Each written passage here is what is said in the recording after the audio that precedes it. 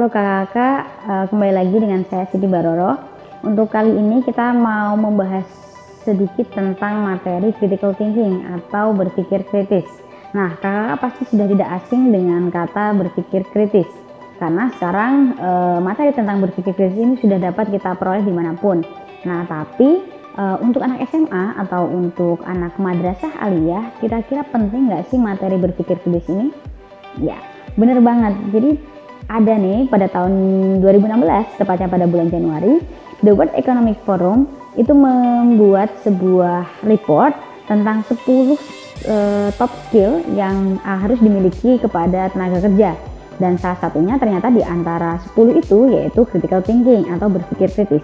Jadi sebenarnya untuk materi critical thinking ini sangat penting dimiliki untuk saat ini atau di masa depan kakak semua.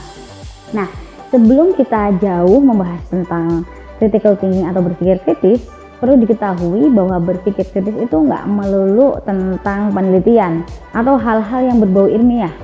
Berpikir kritis itu juga bisa diterapkan dalam kehidupan sehari-hari, misal kita menanggapi isu sosial, politik, budaya, ataupun hal-hal yang lainnya.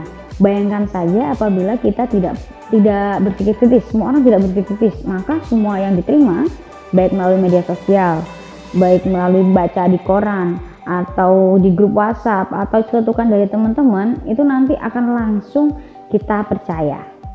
Nah, selanjutnya, sekarang kira-kira teman-teman ini sudah mulai atau sudah punya jiwa kritis atau belum? Nah, kita coba contoh ya. Ini ada satu contoh, misalnya kita kan sering nih untuk anak SMA pasti sudah sering menyelenggarakan rapat. Nah, biasanya kalau di rapat ada beberapa tipe orang nih ketika ikut rapat. Saya golongkan menjadi 4. Nanti kalau misalnya ada yang mau nambahkan silahkan. Oke, yang pertama yaitu si paling aktif. Nah, biasanya orang ini ketika dari awal rapat sampai akhir dia aktif menanggapi. Kayak energinya tuh nggak habis-habis gitu ya dari awal rapat sampai akhir. Tapi ini jangan kebablasan ya, nanti kebanyakan ngomong juga kan kadang juga nggak baik. Terus yang kedua, si pendiam emas. Jadi dari awal sampai akhir dia tenang bawaannya, diem, tapi ketika ada dia ngomong kalau misalnya saat yang genting. Jadi misalnya kalau nggak genting ya dia diem aja karena percaya bahwa orang lain nanti juga udah ada yang nanggepin ya, misalnya kayak gitu. Atau yang ketiga nih, si pendiam. Si pendiam ini dia ketika ikut rapat dari awal sampai akhir itu cenderung untuk diam. Bener-bener diam, tidak mengeluarkan argumen, tidak mengeluarkan pendapat atau apapun. Tapi dia rajin mendengarkan, dia masih menyimak.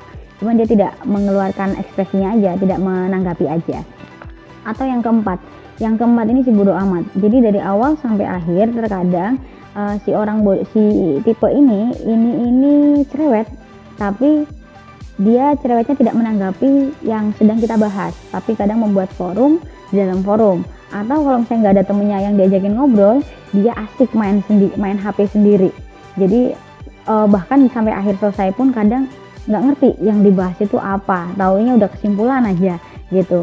Nah, kira-kira dari 4 tipe tadi, kakak-kakak di rumah ini udah sampai yang mana nih?